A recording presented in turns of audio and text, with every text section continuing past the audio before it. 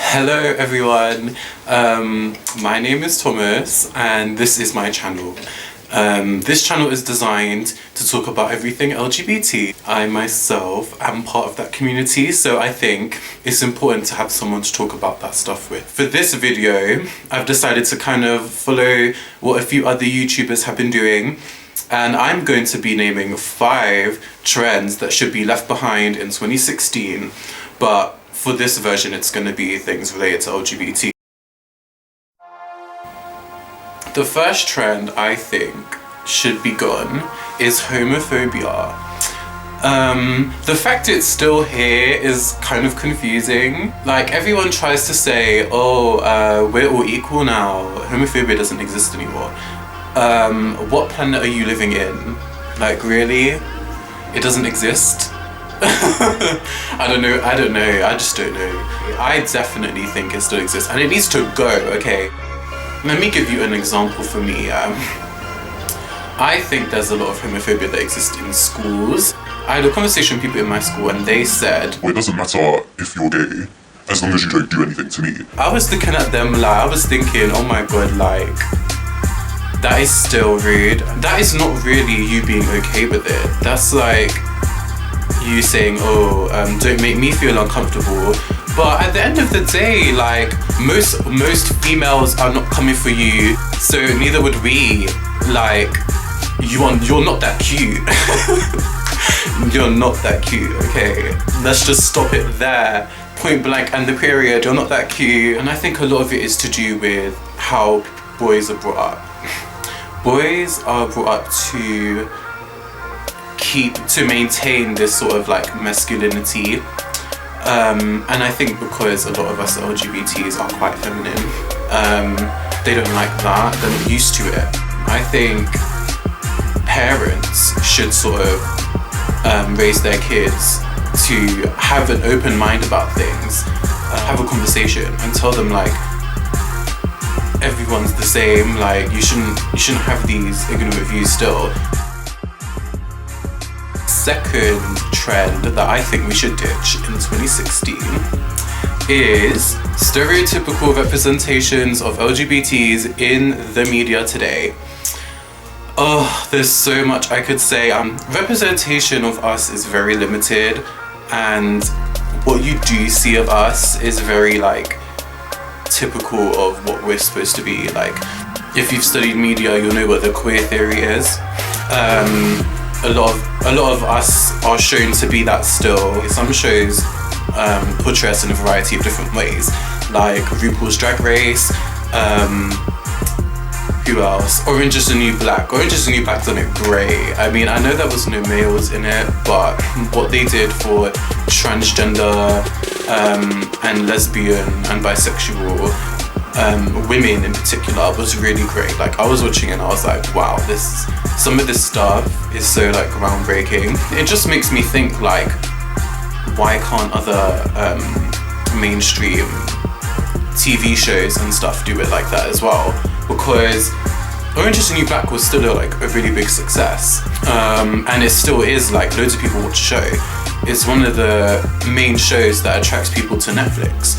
So I'm just wondering, like, why is it so difficult to do that in other shows, especially in reality TV? It's what annoys me, because I used to be such a big reality TV fan. I still am now, but like not as much. And I would just notice things. I would notice that a lot of men were portrayed to be these really like flamboyant, sassy, oh I'm gonna complain all the time and stuff like that. In media, when you see shit like this, I found my best friend and him in my room having sex. When I tell you, only thing I seen was red, I just went crazy. You supposed to be my best friend. Honey, you is not my best friend. I ain't got no friend, honey. is when it becomes too much. It's funny, okay? I won't even deny that it's funny, and I laughed for a good 10 minutes at that thing, but not every time, okay? Not every time. That's not all we are, and there's more to us than that for sure. Reality TV, you need to step your game up. I'm talking Big Brother, Survivor, all of the big ones. You need to get your stuff together, okay?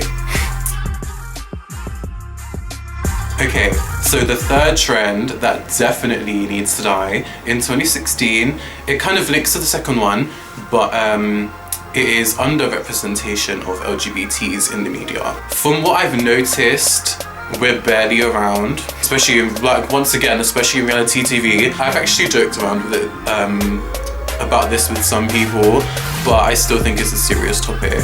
What we've joked about is that reality TV only ever casts one gay person per season. And I think it is a form of tokenism. I think they cast only one so that they can say, oh, we did this, look at how diverse we are. But one person per season isn't enough. Like, that's not enough to get like an accurate representation of society today. Because at the end of the day, that's what reality TV is supposed to be. It kind of gets on my nerves because it makes me feel like if I wanted to apply to these shows, there's a much higher chance I won't get in if they know that I'm part of the LGBT community because they only cast one person per season. It's not that hard. It's not that hard. Come on, guys. Come on, producers. Just get to it. Like, even if you cast 2 or 3, I'll be happy. Just not one. Not one per season. Okay? It's annoying. It makes me want to not watch. No, I'm joking. I'll still watch your shows, but I'll bitch. I will. The fourth trend that needs to die in 2016 is the stupidness.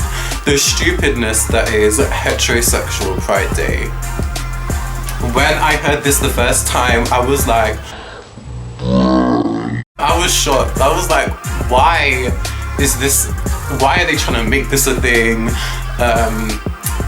Why was it actually like supported by loads of people? I was just like, I just had to sort of take a minute to take it all in. You don't need a straight Pride Day at all. You don't need it at all.